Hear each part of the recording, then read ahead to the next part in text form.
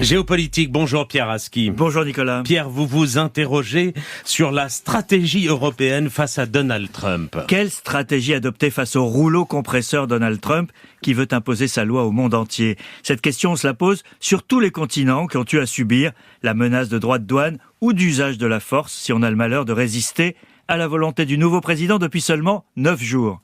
La question prend une dimension particulière en Europe, où celui qui vous menace est aussi celui qui vous protège. La présence à Paris hier, dans le cadre d'une tournée européenne, de la première ministre danoise, Mette Frederiksen, en est le symbole. Difficile de trouver un allié plus loyal des États-Unis que le Danemark. Or, il se retrouve malgré lui au centre d'une tornade créée de toutes pièces par Donald Trump et qu'il alimente avec une ironie cruelle. Il veut faire main basse sur le Groenland et n'en démord pas. Copenhague refuse, et le Premier ministre, démocratiquement élu du territoire associé à la couronne danoise, réclame l'indépendance, mais pas pour tomber sous la coupe d'un autre pays.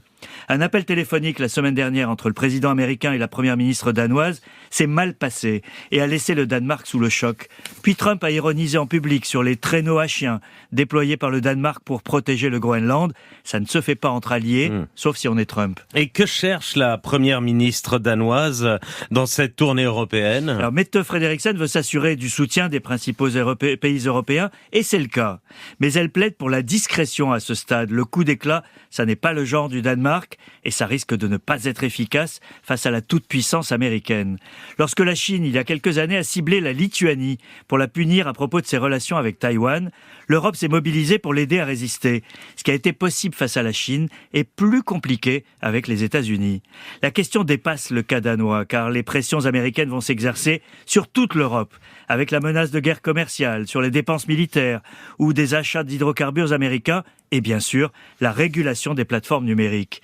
Il n'y a pas qu'un point de vue en Europe. Ursula von der Leyen, la présidente de la Commission, ou Christine Lagarde pour la BCE, se sont déjà prononcées en faveur de plus d'achats européens aux États-Unis, sans doute pour amadouer Donald Trump. D'autres veulent résister. L'Europe a-t-elle le choix, Pierre? Alors l'Europe, Nicolas, paye aujourd'hui le fait de ne pas avoir réduit sa dépendance vis-à-vis des États-Unis, en particulier sur la défense. Elle est aujourd'hui effrayée de trop critiquer la nouvelle administration, de peur de la voir se retirer de l'OTAN.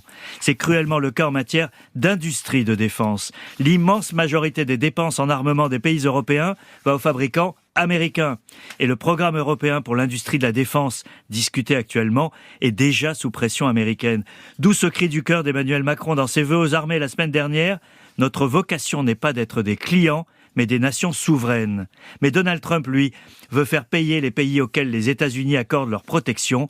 Il n'y a plus d'alliés, il y a donc des clients. Pierre Aski, merci.